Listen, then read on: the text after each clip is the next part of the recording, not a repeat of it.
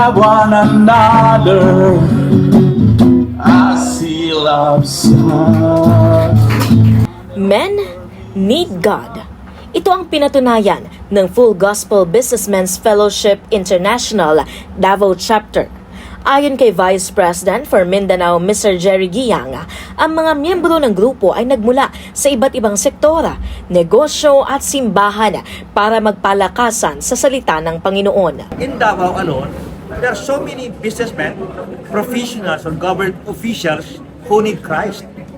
In fact, in our government alone, we need that Jesus Christ should be preached because we need Jesus Christ in our daily lives.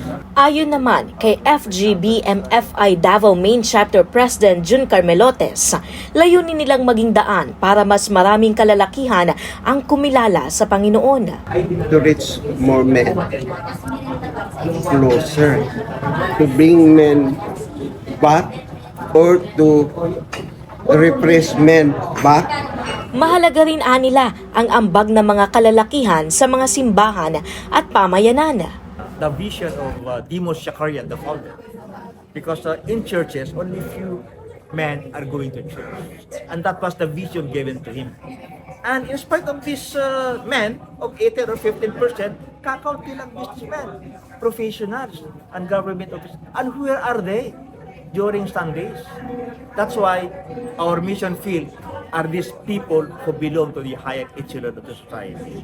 As explained kanina, na we have a great role in our own church, not only in our church, but in the society.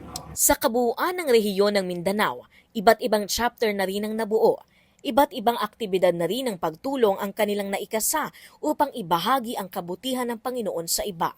Dagdag naman ang miyembro nito at madalas maging main sharer ng salita ng Panginoon sa naturang fellowship na si Jesus is Lord Church, Davao Pastor Dennis Castellanes. Mahalaga ang aktibidad. Yung mga lalaki po, ang talagang sila yung itinilaga na bilang governor ng ating pamilya, particularly. Ay mahalaga po ang role ng isang tatay. At sinabi nga ng Biblia, train a child in the way he should go. When he grows up, he will not depart from it. Proverbs 22:6.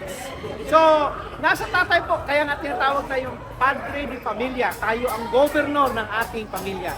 Mga tatay po. Ani Bico Cristobal, Newsline.